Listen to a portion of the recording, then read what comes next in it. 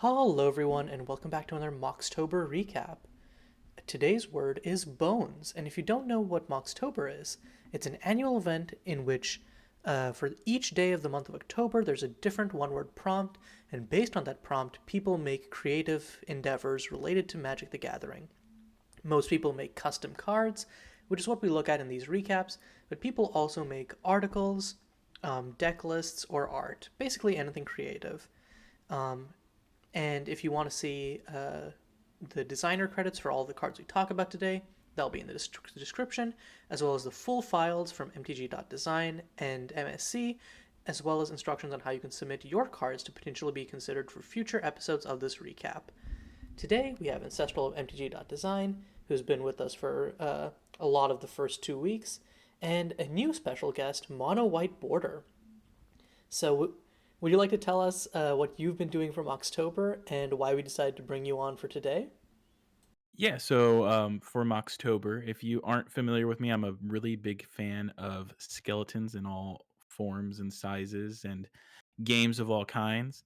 So I've been designing a different skeleton each day of the month that some of them are more skeletony than other skeletons, but each day of the month I'm designing a different skeleton. So bones seemed like the perfect time for me to hop on and talk about some designs.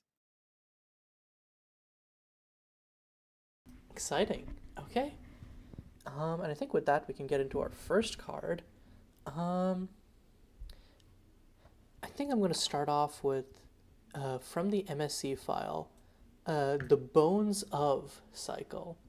So let's start off with Demon Crafter here, which is one black black. You may pay one black to reassemble a skeleton instead of X. Now, what is reassembling a skeleton? Uh, Thankfully, the card itself has a little bit of a reminder text. So it has bones of +1/+1 flying and menace. So you can exile it, so it exiles itself when it dies, and you may pay X as a sorcery to assemble X unused bones into a 0/0 black skeleton creature token. So essentially, it's um, you kind of like merge them all together into a single shambling bone construct. Um, there are similar mechanics in the custom space, like there's one which uses cards as totems, so they come in as different like pillars of the totem itself, as auras.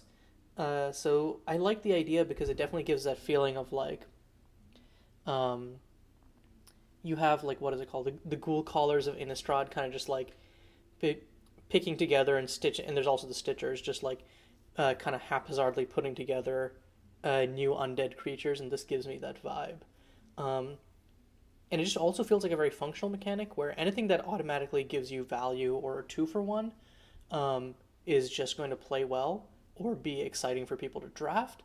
Um, and this mechanic, like, you also have this upper limit of, like, well, I can get a bunch of cheap bones if I just want to, like, use it as a sort of, like, pseudo flashback. But if I wait until I can get, like, a huge creature, I can potentially end games with it. Um, and there are, like, some other cards in the cycle, like Dragonbone Guardian, which buffs up your skeletons and also gives them lifelink if you bones it. Um, and then you have stuff like Thrice-Born Rattler, which is exciting because it essentially gives you a 1/1 that dies into a 2/2, which usually 1/1s in limited are, or 1 drops in limited in general, are pretty bad. But here, because you can potentially trade it with a 2/1 early and then bring it back as a pretty aggressively statted creature for 1 mana, it gives an interesting dynamic. And I like how all of these like um, can play interesting as just bonesing them immediately or just waiting for a sec and then bonesing them all together. But yeah. Oh, and these are all designed by Cajun, who's been making a mechanic each day for Moxtober and been killing it for that. Yeah, I really like the flavor here. One of the most iconic skeletons is probably Reassembling Skeleton, and that's kind of that flavor of it's a pile of bones and then it comes back and it's a 1/1. This giving that flavor of you have a pile of bones and they kind of put themselves back together and they stand up to form a creature is, but having it kind of modal in that the creature isn't always the same is really cool flavorfully and a lot more interesting than just the same Reassembling Skeleton every time. So flavor, it's a home run for me. Yeah, I like the idea that the bones from a certain kind of creature, they like carry some properties with them, right? Like, the bone from the human cleric has lifelink, right? So that, it's sort of like genetics, that it sort of passes on to the the spawn, the spawned skeleton. um so I don't know, I think that's kind of interesting.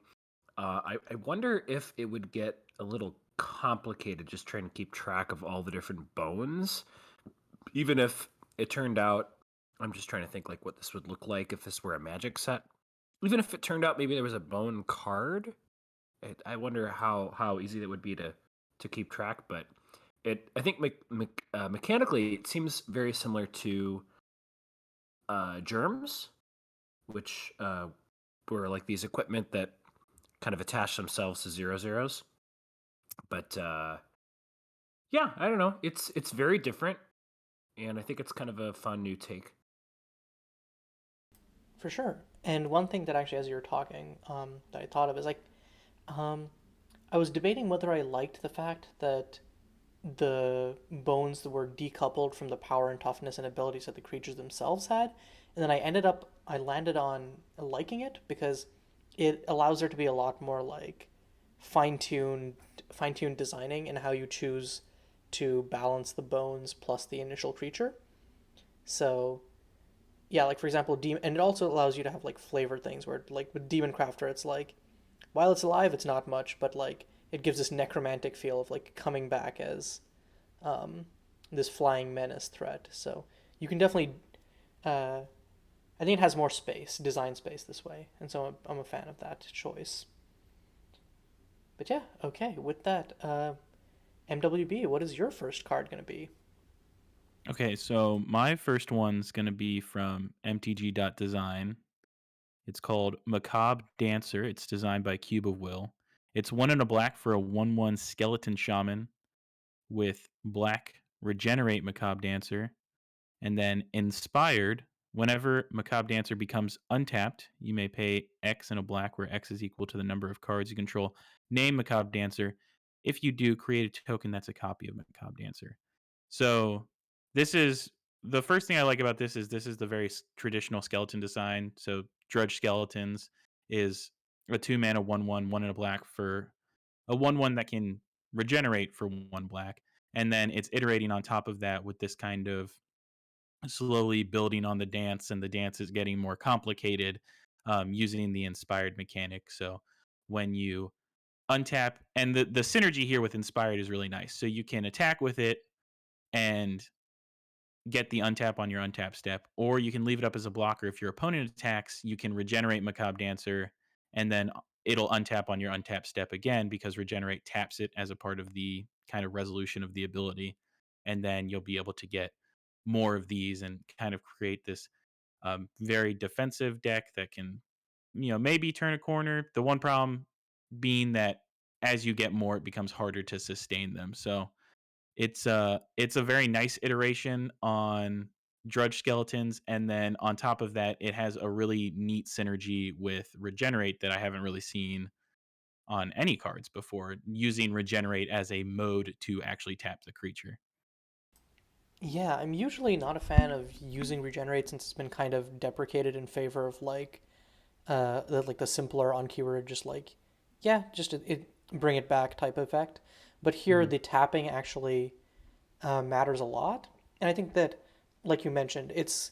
I also additionally like the sorry, excuse me. I additionally like the use of it here because it is that reference to existing skeletons. So I always like when people find the right place to bring back stuff that's hard to justify elsewhere, and the use of regenerate here feels like a slam dunk in that regard. And yeah, I love the flavor of just like, hey, come join our bone circle. We're gonna do a little jig. It's it's very playful in a theme that I think could easily get, uh, well, kind of bogged down with the macabre. So I'm a big fan of it. Yeah, I don't have too much to add here. I kind of agree with all your points. The regenerate is sort of iconic with the original Dredge skeletons, and yeah, this card seems fine. Yeah, I guess the one thing I'd add is the instinct here to make it scale upwards is just really smart so that it doesn't, in a limited environment, this is going to bog down the board even with the current way that it's kind of paid.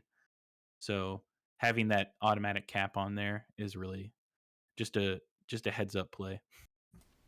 I also think it's really interesting because inspired, and I think this is a good thing, kind of encourages you to be aggressive. Hmm. Even if it had alternate ways of activating it, I think mechanics that naturally lend themselves to being aggressive are interesting. And I love how this flips it into defensive inspiration. So, and I think usually like defensively oriented mechanics can sometimes lead to like what you said, like board stalls and stuff. But there's a lot of like little, um, like having to pay to regenerate it. The tokens costing more and more as you make more copies. Them being 1/1s and not having any evasion or reach or whatever. So essentially, there's like a lot of limiting factors to keep this as a dynamic slash fun defensive play. So yeah, big fan. Okay, ancestral. What is your first card going to be? All right, so on MTG.design there is the pun on words Bonemerang. It's 1 and a red for an artifact. Sack a creature when it comes enters or when you cast it. Tap it and so actually I totally didn't read this correctly.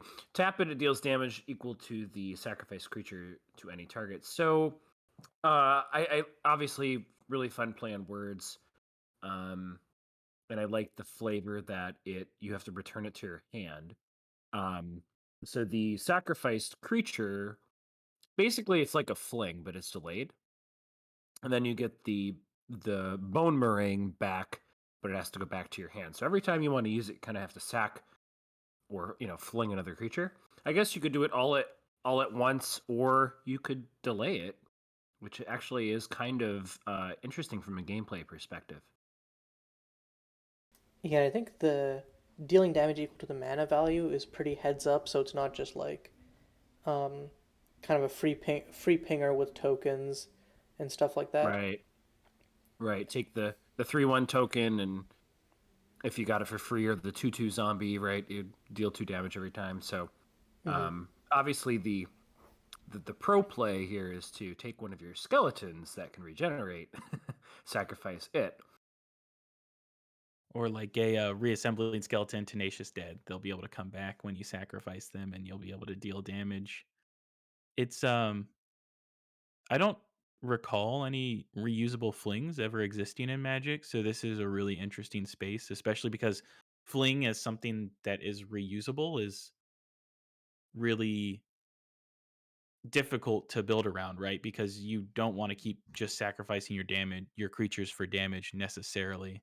Um, this card also represents you have, like you said, you have a board of multiple creatures and you use this as your finisher, casting it over and over again in the same turn. I don't know if that's a bad play pattern or not, but it exists. I mean, I feel like if you're doing the work to create that effect, like if you're building your deck to fling creatures to get the win, you know, more power to you. It's probably because of the any target as well, so this can like mow down opposing boards if need be. Um, I think that this is probably a rare in a normal set, especially since you also have artifact synergies. But I think it's one of those cards which is because you have to normally give up resources and not resources that you can get for free because of the anti-token clause.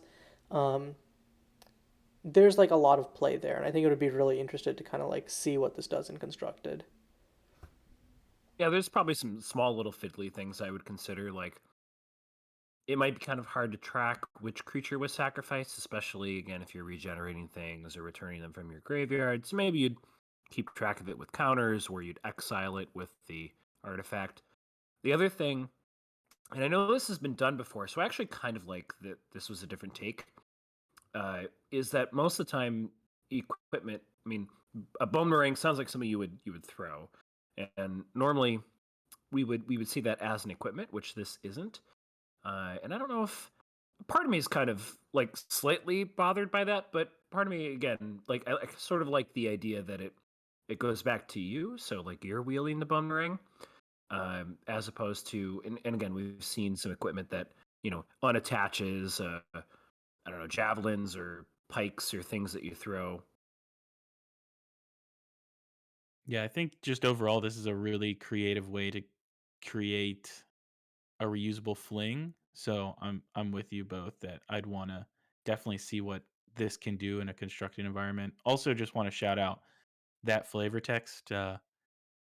See you filthy little germs. That's called a living weapon. That's kind of funny to me. Kind of calling out a different mechanic. I like it. That's a lot of fun. Also, to your And point about boomerangs being like equipment, I believe the art is literally from a Canon equipment, Razor Boomerang. Hmm. But yeah, shout out to Kouchya for this design. Kouchya? I don't know how to pronounce that, but Kouchya. probably Kouchya, which is a drink that you would that people drink in Japan. Ah, today I learned. Cool. Okay, so for my next card, let me pull up the old list. Well, I was going to save this, but we could just go to it. In the MSC file, I'm going to head over to Planeswalker. It's going to be Skully, Out of Fucks to Give. And I think the first thing obviously drew me to this is just the kind of bombastic name. I always love Planeswalkers with like incredibly silly epithets, or like, because I feel like especially in canon we get like a lot of very like interchangeable epithets, and so this one is, I think, one that stood out to me. Obviously because like I don't think there's been a single canon card which has the word fuck on it, but like I just think even without that, there's just a lot of punch too. I think like using a phrase to describe them rather than adjective noun.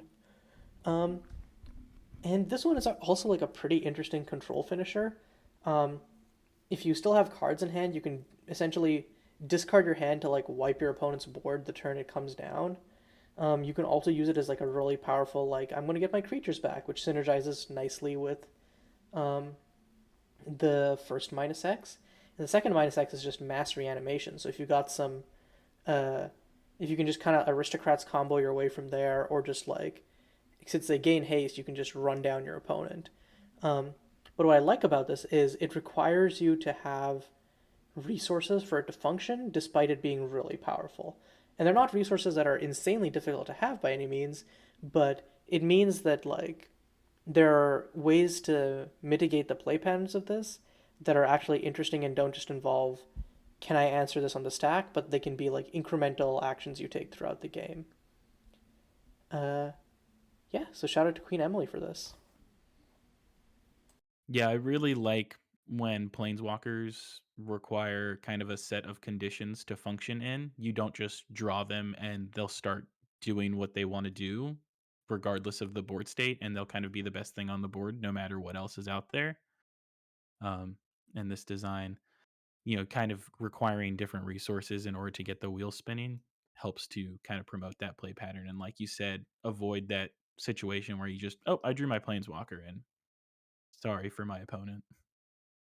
I like planeswalkers where the abilities sort of help each other, right? Like the first one helps the second, which helps the third, and especially when there's not necessarily you don't necessarily have to do it in a specific order.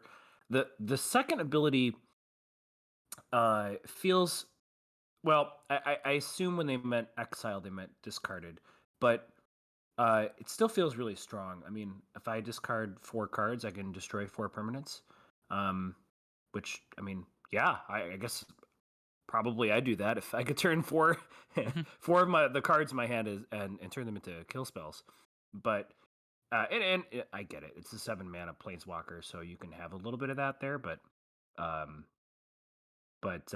really like the last ability, and I think it's done in a way that it's not too crazy.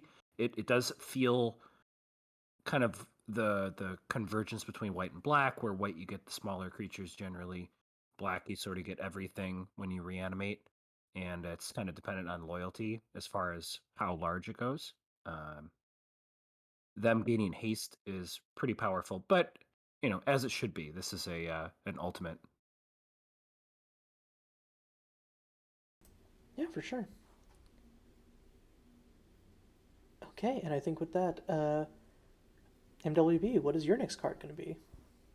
All right, Also, my I next just one. love the way that rolls off the tongue. MWB, what's your next card going to be? Mine is gonna come from MTG.design again. It's Bone Barnstormers, which is 1 a black and red for a 3/1 with Menace Haste. At the beginning of your end step, you sacrifice it, and it has Hellbent. Once each turn, you may cast it from your graveyard, only if you have no cards in hand. So this is playing off.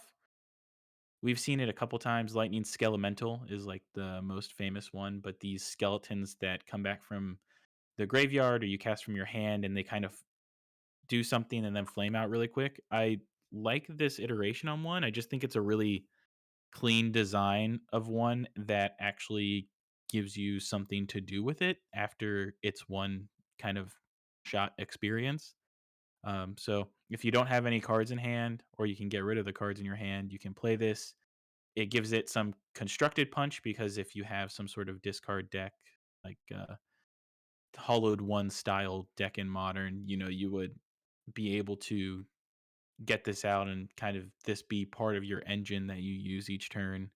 Um, I don't know if the menace is pushing it too far, because your opponent is basically faced with the decision: do I want to be lightning bolted this turn, or do I want to lose a creature this turn? I guess 3 means that it could be um, essentially walled off pretty easily. There's quite a few 4 toughness creatures that could stop this if it didn't have the menace, but I mean, that's really my only point of question. I don't think it's really a problem with the card. It's just pushing it a little bit further. So I just kind of like how clean and simple this design is. It's evocative of skeletons, and it's definitely playing in that red skeleton space where these guys go out and they burn themselves up really quickly and die out, only to come back again later. Yeah, full confession, this was also on my list, and it's just such a functional design, and I love how the normal issue, quote unquote, with these decks is that the ball lightnings, etc., are all card disadvantage unless you can find some way to make them not so. And this one leans into that, and it's like, yeah, empty your hand. Well, we've got your back. You just do it. Just do it super quickly. Like go one drop, one drop, one drop. Us on turn 3, and then drop a bunch of stuff on turn 4, and then bring this back turn 5. Hmm. So, I love that it kind of leans into what would normally be uh, kind of a downside of these types of cards. So it feels like a very apt mechanic placement as well. This card was also on my list. If this was America, if this was Custom Magic's Got Talent, then this would be fun. You're going to Um, Hollywood. but I just like that. So the Hellbent mechanic is something that I've always wanted to like, and admittedly I wasn't playing limited when Hellbent was out. So I don't have any personal experience, and that might be part of the issue I have. But I've always just been torn how to make Hellbent work well. That like it, I wanna have it, but then I want to be able to do something with it. And it just feels like the payoffs aren't always there, and it just feels bad not having cards. Usually, at least that's how I feel. So I like that this really gives you something that you can do, uh, because you know every turn you have something you can cast, and so I really love that. I really love that play pattern. Yeah, and that was designed by CyberFive, just to give them credit. I'm really they just did a really good job. I think they hit every note you could possibly want from a card like this. Right up to the once each turn is that kind of small line of flavor text that just lets you know, or not flavor text, rules text that lets you know they put a lot of thought into the design, which um I just really appreciate that. Yeah, and I know that Cyber 5 has been showing up on these recaps a lot, so double kudos for the consistency in having some solid designs. Okay, Ancestral, what is your next card going to be? Okay, my next card is in the MST set file. It's not a skeleton, um, which I like even more. It's Tooth Fairy, spelled Faerie. 1 and a white, flying. When it deals combat damage to a player, if they control a tapped creature, you gain a life and create a treasure token. Uh, Admittedly, this is probably like an uncommon, but I just really love. Number one, I love that they were able to figure out a way to do bones that didn't have to involve a skeleton. Number two, I really like that the flavor shines here. The Tooth Fairy, it's all about taking the teeth, and I think the whole thing about a tapped creature, which white usually cares about, kind of deals with. The tapped creature is like the sleeping person, right? The sleeping child, uh, and so I think that's really cool. And getting the treasure token, I mean, that's uh, just as many kids were raised. The Tooth Fairy comes, and you get a gold coin, or you get a whatever. You get a dollar bill or whatever. So I really like the payoff on that. Yeah, so if when I'm not doing skeleton tribal stuff, I'm normally a mono white player in Commander. So this card is touching on the other thing that I really like and delve deep into, and it really nails hitting a lot of notes that people clamor for in white, while also doing it in a way that feels extremely within the white slice of the color pie. The tapped interacts well with so many different cards in white. Imposing Sovereign comes to mind right away as a card that just forces creatures to enter the battlefield tapped. And then the creating a treasure on combat damage when you meet this specific condition is, it's very conditional, but it's still solid ramp that you can get online somewhat consistently. So from that perspective, I just really like the space that this is playing with and exploring in white, and using that when if a creature is tap text, I think is a really smart decision. For sure, and I love how it's taking like that kind of, I guess, institutional or built up flavor of like, if a creature's tapped, that means it's sleeping. Obviously, there's like Hmm. way more things, but then like here, it's just we've seen it on like stuff like Charmed Sleep so often that like that it immediately slips into place. Like, oh yeah, cool. That's like, and I've been talking about. Here I go again talking about mechanics as flavor, but this does that so well. So shout out to Jayhew for this design. It's also a mirrored pair. If you look in the MSE file, they submitted at the same time as they submitted Teeth Fairy, which is one black, 1/1 flying lifelink. Whenever a creature an opponent controls becomes tapped outside of combat, Teeth Fairy deals 1 damage to that creature. This is kind of like the, Mhm. I guess, Lorwyn Shadowmoor equivalent, where it's like, the what? You're going to sleep outside of. You're going to sleep? Okay, time to come yank your tooth out. It does. This card does receive minus points though for not being a skeleton, so that'll balance out with Ancestral's bonus point for not being a skeleton for just an even score there. Perfectly balanced, as all things should be. Gotcha. Okay. Wait, that was your card, right, Ancestral? Yes. Okay, cool. Sorry, I sometimes lose track. So, my next card is going to be also from the MSC file. It's going to be Tasty Bone. And again, I like how I always like the lighthearted side of these prompts because I think lots of them, just by nature of how uh, spooky month is, you can definitely get a lot of grimdark stuff, and I just love silly implementations. So this is Tasty Bone by iemcd Ian. It's an artifact for 1. You can pay 1, tap it. Target creature can't block this turn. That creature's controller gains 1 life. Housebreaker's rule number 16. Always have a gift for the dogs. As someone who read a bunch of mystery novels as a kid, especially like Enid Blyton type stuff, this feels like something after my own heart. The idea of always having a big juicy bone for the dog, so you can the guard dog, so you can get into the house. It's something. It's like it feels like it flavorfully hits on all cylinders. I love this mechanically as like a cheap one drop that like actually puts in work and makes and does like interesting things, I could maybe see it even becoming like two life, but that might disincentivize it too much. But I don't know, I just love the overall like both play pattern and flavor of this card. I don't have much to say other than card good. Yeah. Yeah, and I echo a lot of those similar thoughts of just I think it does a good job of nailing the flavor without trying to go overboard on the flavor. It doesn't, it's tap a creature. It's not trying to say like tap specifically a dog, or if you tap a dog, the player gains 3 life instead or something. It's just this card is evocative on its own. When you're actually playing it, you're not going to care about what you're tapping because you know exactly what you're doing.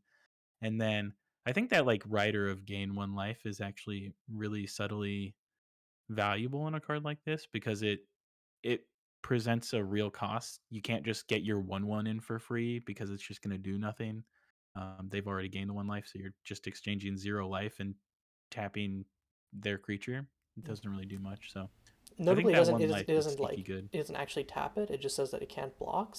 Oh, right, right. So it's relevant if they have like tap abilities and stuff. But yeah. Hmm. I think I would probably change the rules text to say target creature and opponent controls can't block, because technically you could just tap this and just target your own creatures and just gain the life, which, depending on the environment, that may or may not actually be productive for spending a mana, but I actually um, kind of like that.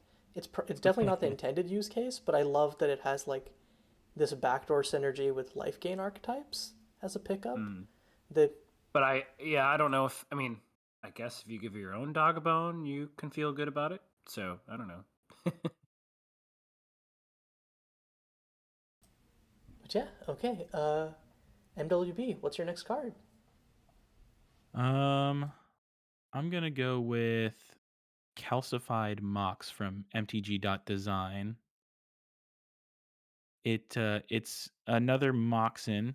It's Calcified Mox 0, enters battlefield tapped, doesn't untap during your untap step, and then it taps for a colorless. You can exile a card from your hand to untap it.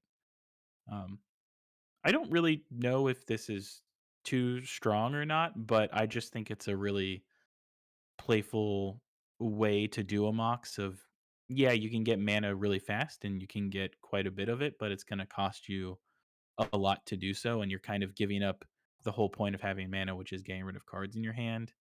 It might still be a little bit too strong. Maybe you only want to activate this once per turn, the untap thing, and basically say you get 1 free mana and that's it. But I just think it was kind of the giving up cards to get your Mox is kind of an interesting way to try and make a Yeah, Mox fair. what is the one that makes you discard a land? Mox Diamond? Right, right. Yeah, and I think there's definitely been like a dearth of like last year we had Cajun doing a Mox a day, but I think this year people are making actual designs. How dare they? So we haven't had many Moxen for Moxtober, so it's always fun to see when someone designs one. Unfortunately, if you're wondering why you can't see it on screen right now for everyone watching, um, it's because the person who designed it didn't put art credit, so we didn't actually have the render on hand. So this is my little soapbox moment for like, please make sure you put proper art credit on your renders if you're using art. If you're not using art, obviously it doesn't matter. But then otherwise, we won't be able to show them on this thing, and it also is bad because the least you can do for artists is give them credit in your type line because at the very least, if someone sees the art, they might be like, "Hey, I like this artist," and then go and check them out. That was also the reason I wanted to bring this card up, was to give you a soapbox. Big brain. Yeah. Yeah, I don't have too much to add, but I think it's interesting. I think the drawback is real. Yeah, maybe you could sneak out a 4 mana value artifact or something on turn 1. Might be broken in for certain modern or legacy decks, I guess, but it probably would be banned. but I don't know. I still think it's fun. Mhm. And Is adding it colorless helps a little bit too, I guess. is it really a Moxen if it isn't broken? Come on now. Okay, Ancestral, what is your next card going to be? All right, we're going to talk about Wishbone. This is in the MSC set file. 1 in a black, it's silver bordered. You and target opponent each grab a corner of this card, then together rip it in half. The player with the larger piece draws 2 cards, and the player with the smaller piece loses 2 life. Remove the pieces from the game. So this is just really fun and clever.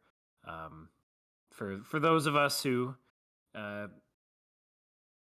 grew up with the whole thing about the wishbone, 2 people pull and 1 person gets the bigger piece, and victory and glory to the winner. And so yeah, I just think it's really cute.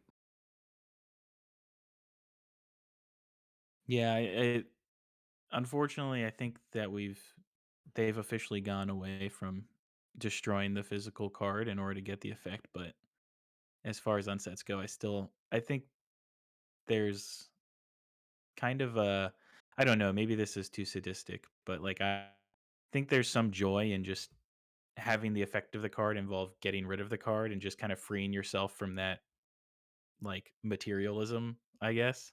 So, and bonus Yeah, points because it's custom Magic, so it's a custom card, and you didn't have to, buy into some sort of uh, league at your store or whatever, and you're ripping up a card that could be worth something. But I think that's a very neat way to do that, and it's a neat way to represent a wishbone too. That was very creative use of the prompt.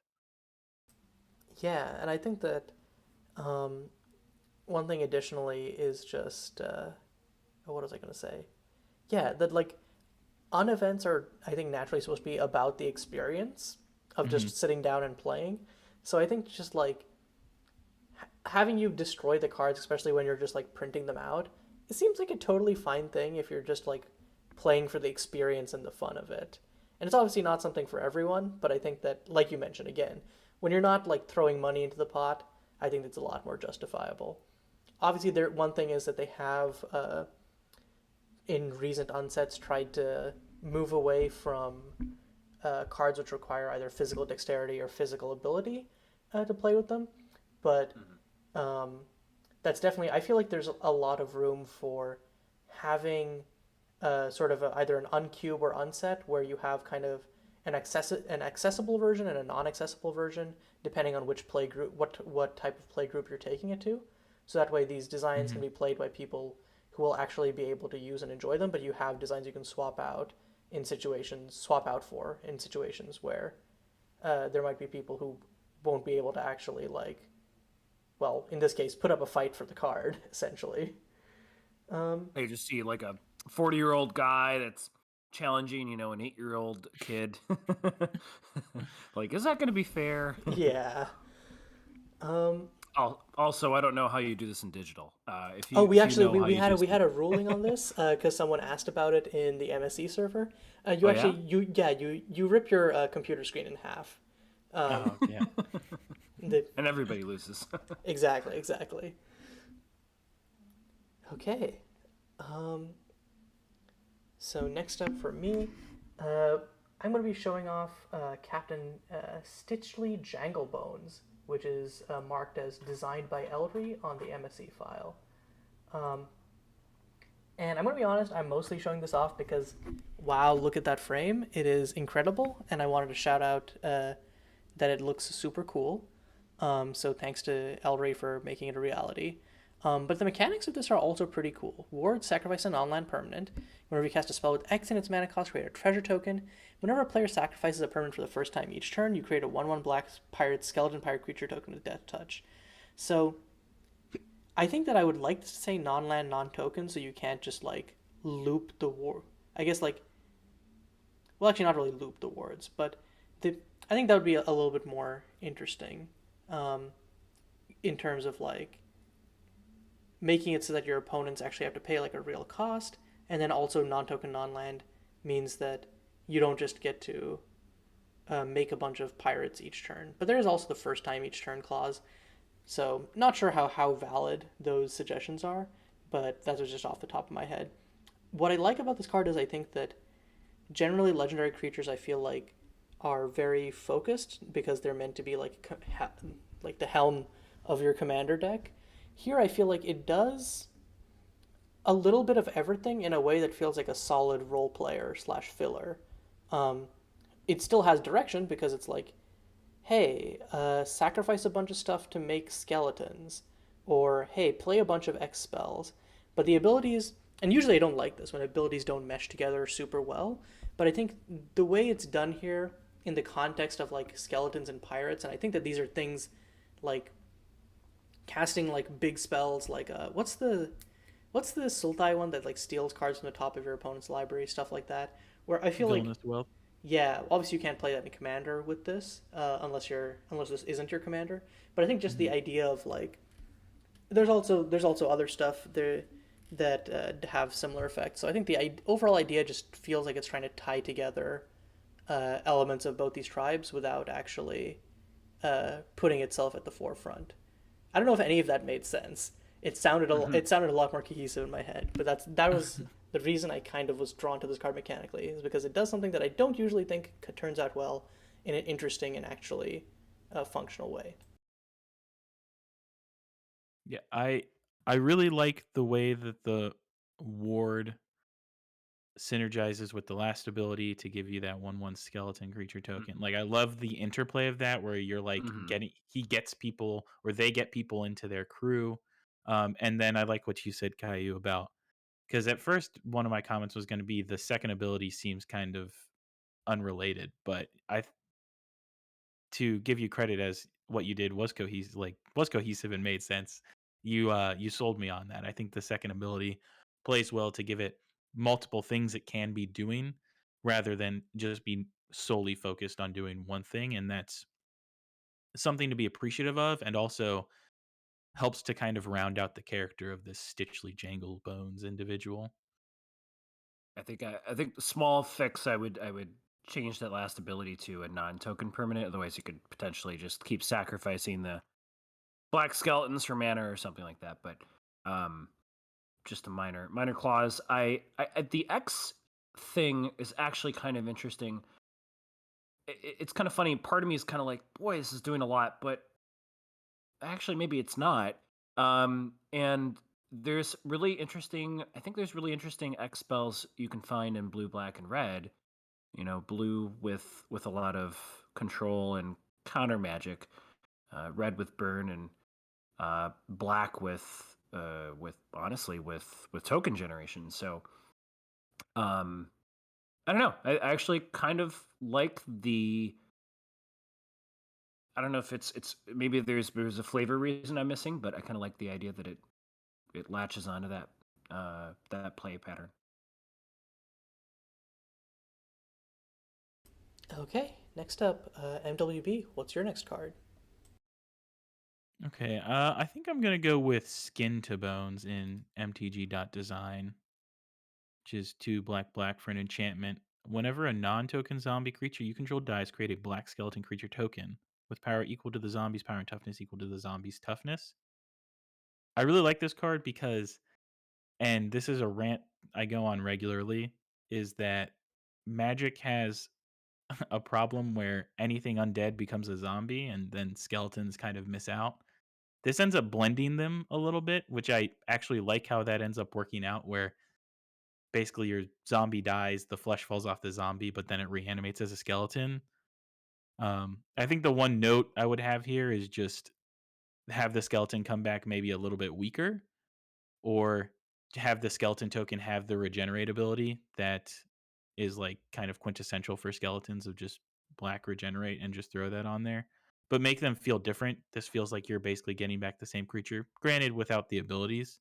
So maybe it'll feel different if you actually play it, but as it reads, it feels like your thing's dying and you're getting back the same thing. So maybe differing it up would feel better. But I just really like kind of blending these two undead creature types that we have in Magic into one card and having them play together a little bit. And then also play with that flavor. If zombies have skin on them, skeletons don't have skin on them. Why do we have zombies with just skeletons and skeletons that have skin on them? I don't know. That's my skeleton rant. I can talk for like an hour on that, but I won't to save everyone here. Yeah, I almost wish that this kind of went a little sillier, where it's like whenever a non-token creature you control dies, create a zombie token, and then whenever a zombie token dies, create a skeleton. Like, because I think right now it's a little narrow, even like especially since Hmm. you're already doing a tribal deck. I think that I feel like you could definitely go a little ham where this just applies to any creature, and you get both stages of like, oh, there goes the life, there goes the skin. I really do like the idea of, and it is funny because I know that when growing up, if, I don't know, maybe I was the only kid that got them confused, but I sort of got zombies and skeletons confused. They're both kind of undead, and they both kind of shamble and got flesh missing. So, um, but it I think it is kind of interesting giving that distinction between the two, and um, so yeah, I don't know, it's a win in my book.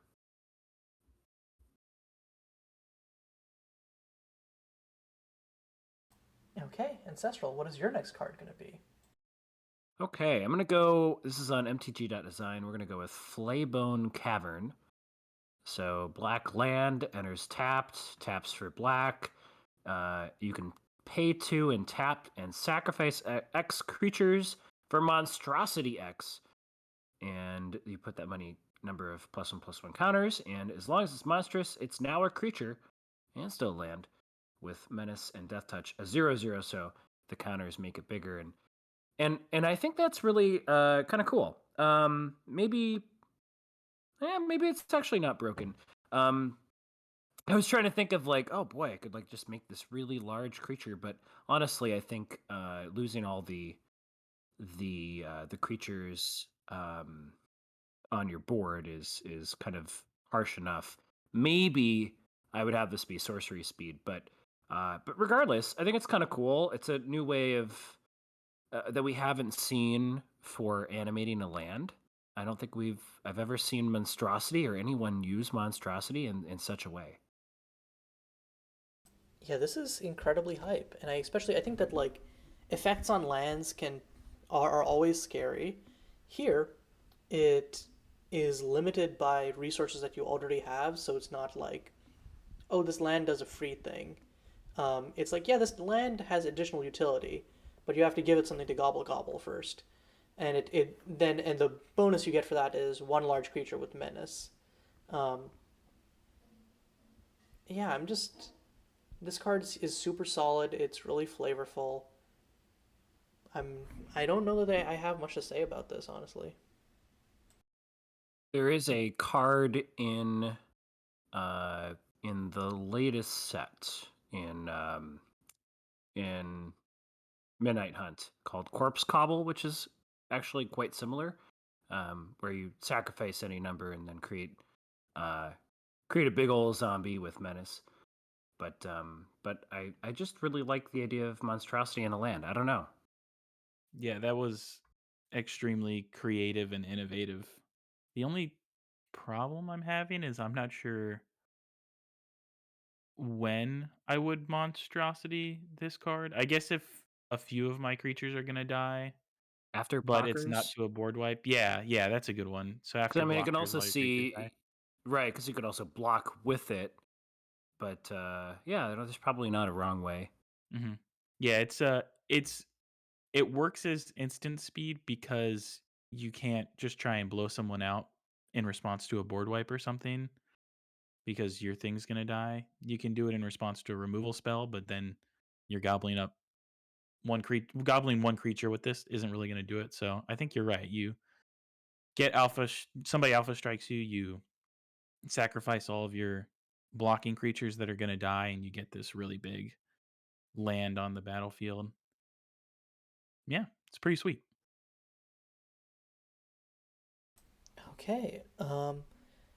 Next up, and this is going to be the last round before we're going to have a small section at the end where you can talk about your skeleton design for the day, MWB.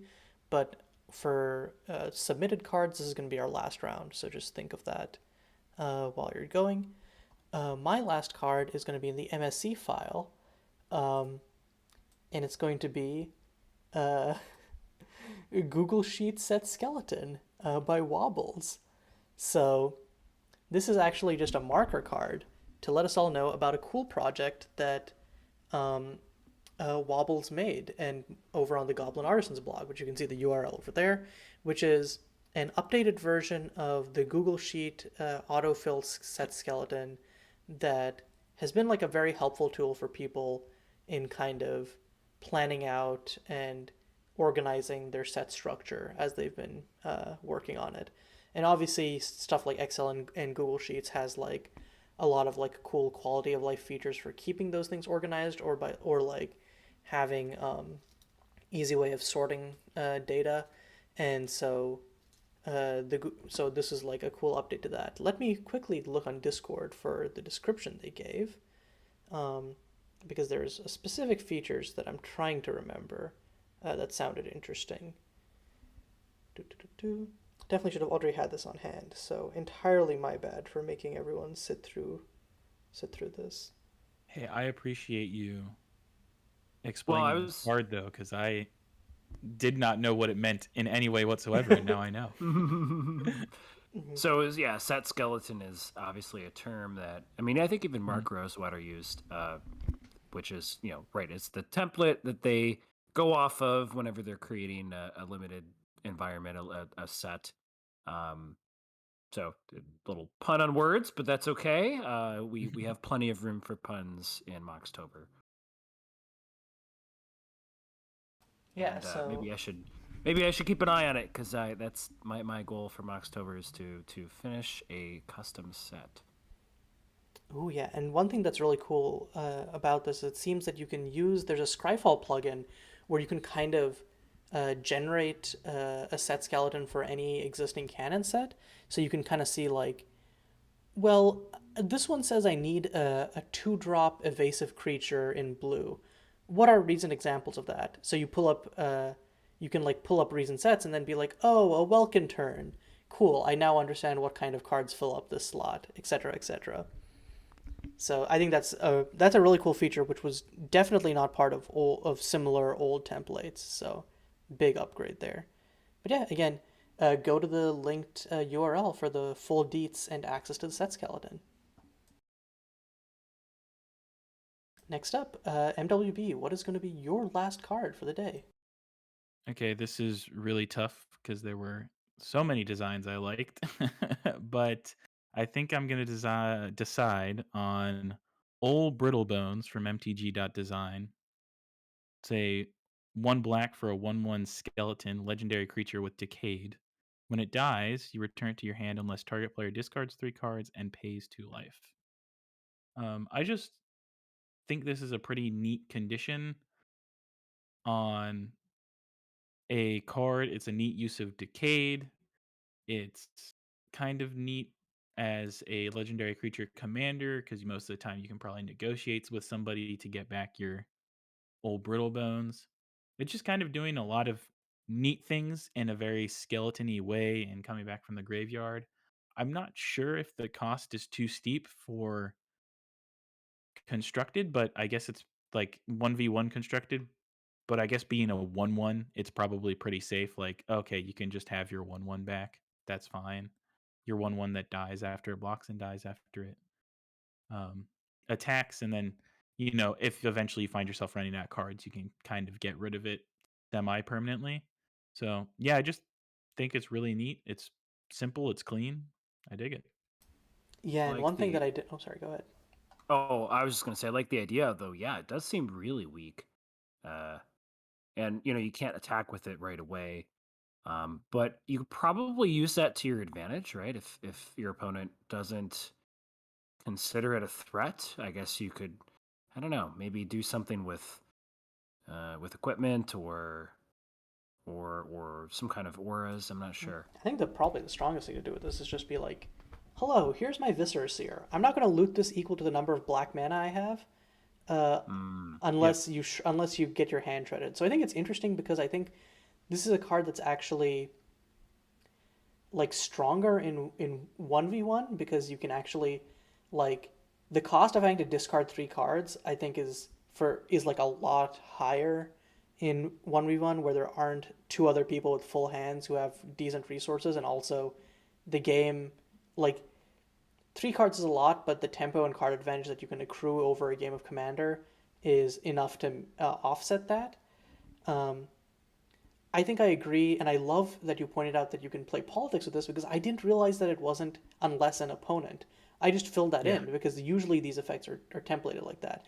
But here you can do like some interesting stuff. As long as you're not threatening to like go off and kill the entire board, you can be like, "Hey, may I please have value?"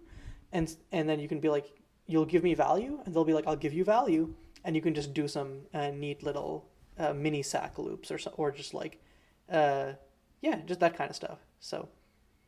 I almost the part I don't like about this is the decayed because I think it when you first read it you assume that the main way to use this would be attacking with it when the reality is I think that sack outlets is just so much more efficient. Yeah, I wonder if it being a 2/2 and having a more specific dies condition, like when this dies in combat, or when this is destroyed by combat damage. I'm not sure how you could make it more combat focused, or if that's part here. The primary thing I'm concerned with this card is just if 3 is the right number. 1 feels a little bit too small. 2, like, the correct number to me feels like it's 2.5. Discard 2.5 cards. So I don't know if 3 or 2 is the right side of 2.5. You could probably just adjust the life payment and have that be like 2 cards plus some other resource. Mhm. 3 seems like a lot. I can't imagine. I know, except in maybe like a politically charged, multiplayer game. I can't imagine ever wanting to discard 3 cards. Okay, Ancestral, what is your last card for the day going to be? Yeah. Let's see. I just had it here. Here we go. This is on mtg.design. It's Sirik, Skeleton Hero, 2 and a black. It's a legendary creature, Skeleton Knight. 2 black black. Return Sirik from your graveyard to the battlefield. Tapped. Put a +1/+1 counter on it. But the cool thing is, counters remain attached to Sirik. So, it's a 1/1, but every time you raise it, it gets bigger. So I kind of like that idea that when it returns, it gets stronger. And uh, I know we have a couple of cards that do this, not many, but yeah, it seems like a lot of fun. Yeah, I like this as like sort of a self-enabling Skullbriar. Um, I also think I love one thing I want to point out is I love the flavor text because there's a lot of ways you could flavor this card. I think, even with that name and art. But I've got a good feeling about this time. It gives me big roguelike vibes. Mhm. Like, oh man, I died. Time to load up. Maybe this time the RNG will be better. So I think that again it creates this very specific positive mood, which I like.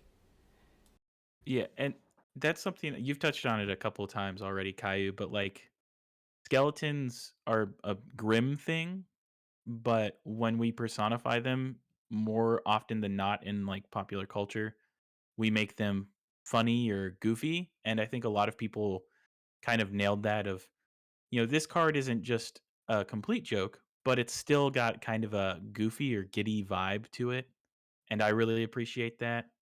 Um, I also just like the idea of, like, skeleton hero, like, this is the good guy is kind of a neat idea to me, and, like, you're kinda rooting for them, right? You want I don't I don't know what they're fighting or what their goal is, but I kind of want them to succeed.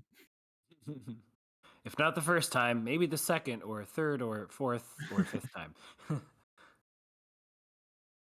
That's cool because it's a card that you it can be something that feeds your sacrifice engine. So, similar to the previous example, you can sacrifice it to Viscerous here for value, but eventually you're gonna have a 9/9 that you're not looking to get value out of, like, I want to attack with this 9/9 now because it's a 9/9.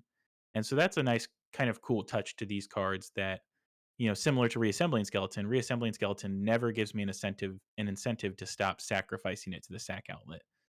While Sirik definitely does in the fact that they're just getting increasingly larger each time I activate their ability. For sure. Shout out to Xisuthrus for this design. I think with that, we can head on to your design for the day. Uh, so tell us all about it. Yeah, so like I said at the beginning, my goal was to design a skeleton each day of October related to the prompt. Obviously, bones is like the prompt that was made for me. It lets me go kind of crazy. I put an additional restriction on myself that I didn't mention at the beginning of I only allowed myself a number of words equal to the day of the month. So October 1st, I got one word. October 2nd, two words. And now on October 12th, I got a total of 12 words. And so I decided to really push myself and create a planeswalker using only 12 words. So this was my first non-creature skeleton, and then it's a planeswalker with only 12 words. So it's 3 mana, and it costs Wait, 2 wait, and a black. what's the name again? Oh, sorry, it's Obsidian Eyes. It's on mtg.design. And awesome. So it's 2 black for 2 loyalty planeswalker. It's +2 is scry 2. Its +1 is Obsidian Eyes phases out, and its -2 is draw 2 cards and lose 2 life. And then its passive is unearth 3 black. So I kind of gave myself some wiggle room throughout this challenge. Arabic numerals don't count, so it's exactly 12 words, not counting Arabic numerals. And yeah, the play was to basically what I decided is that the top 2 abilities were going to be read the bones, so you can scry 2 and then you draw 2 cards, lose 2 life, just like read the bones. And then we came up with, because I got some help from a friend, because this was pretty difficult for me to figure out how to do a planeswalker in 12 words. So we landed on, we wanted it to feel skeleton-y, and skeletons come back from the graveyard a lot of the time. So we came up with Unearth, and then phases out lets you get around the end step part of Unearth, but it won't let you get around the replacement effect if it leaves the battlefield. So you're still only going to theoretically ever ultimate this planeswalker twice. But if you want to try and get additional value out of it through the scry, you can phase it out and then scry the next turn and then draw 2 cards. Shout out to Wobbles and Juliet in the Beacon of Creation Discord. They helped me play around with the numbers, which is why the numbers ended up where they're at. But yeah, I don't know. What do you guys think? The most difficult part I found about this card was getting the play pattern where you didn't want to ultimate it right when it entered the battlefield, and it's closer. I'm still not sure if it's all the way there yet, though. My thing about the play pattern is I kind of don't like how just plus oneing uh, protects it from the most common form of planeswalker interaction, which is attacking it. Hmm. So I feel like there's definitely games where you can kind of just plus one it until it's at a very safe loyalty, and then either just start using it as a scry engine because +2 takes it up pretty fast as well, um, and or just like be like, okay, yeah, now is time for Mr. Obsidian Eyes to die, and -2, -2, -2. The part I really love about it though is the unearth because I think that is incredibly clever. I think that giving planeswalkers access to uh, more like abilities or stuff that would normally be put on other cards. I know that there was I think it was Custom Core 2019 which put Unearth on artifact and stuff to represent them being dug up, and I loved that. I think that this is a very similar implementation where it's like it just clicks and it works super well with this permanent type mechanically because it's like it essentially turns it into a sorcery. Yeah, I have to agree with you. I mean, the unearth part is probably the most interesting and really cool thing that works so well. And honestly, just I don't think we've seen any other like skeleton designs or any of these designs that used. Maybe we had one that used unearth. It's not one we've seen used that much, but it totally works here. And I yeah, I think that the what was I gonna say here? Yeah, the faces out part, I guess I would agree with that too. And I don't know if maybe it would just there'd be some other way to do that. I'm not sure what it would be, or even if it was a -1, I don't know. But Yes, it's yeah. it originally started off as a minus, but if the phase out is -1, you kind of just want to get your cards right away, which is Yeah. why it ended up at +1. But yeah, the concern being you can +1 indefinitely and just have this planeswalker around forever. But then the thought is that that planeswalker is not really doing anything for you, and its abilities are somewhat, you know, small Mhm. enough that they're not going to be a huge impact. But I can definitely see the situation where you're just playing your control deck and you just set this planeswalker aside to eventually be your card draw engine late in the game when its loyalty is at like plus, whatever, plus 30 or something absurd. And then you're just like draw two, next turn, draw two. I have all the answers in my hand. You can't do anything, draw two. Yeah, if you had more words, I think it would be interesting to have it be like minus phases out, and then you also get like even if like the Scry 2 is stapled to that, because it's like you're not like then the phase out on a minus doesn't become a feels bad of like, oh Hmm. man, like I think like yeah, I think if you could have a different plus, start at 3 loyalty and the -1 was like it phases out Scry 2 or something, I think there would be it could be something dynamic. But obviously being limited by having literally 12 words is is an oof. So Yeah, and so that's the other thing of note here. Something I learned with the word challenge is that you want to find rules text that's if you want to design a meaty card, you have to find rules text that has a lot of just like baggage associated with it. So Unearth has a huge reminder text. Phasing has huge amounts of reminder text. So So what I you're think saying that's why is I you need to make gravitate your to those. own keyword with a bunch of Right, reminder exactly. text. I've been consciously avoiding that because it feels a little bit like cheating. Yeah, sure. So we'll see if I get desperate, but so far I have not created my own keyword. Yeah, and as the days tick up, you get more words to work with. So Hmm. I wonder if by the end of the month the problem actually becomes, oh God, I have to fit 31 words into this text box. Well, if neither of us have said this, bravo for figuring out a way to make a 3 ability planeswalker with a static ability with only 12 words. That yeah, obviously took a lot of time and effort there, and for drawing your own artwork, that also takes a lot of time and effort too. Yeah, Yeah, I'm not artistically inclined, but I just decided to give it a shot this year. and it definitely I think it adds a lot of character to these cards. Um, yeah, and I guess your Twitter handle is at MonoWhiteBorder, right? Yeah, that's correct. And Okay, so so if if you you want to see, so I think we've featured one or two of the other skeletons on the recap before, but if you want to see the full journey, go and follow him over at Mono White Border.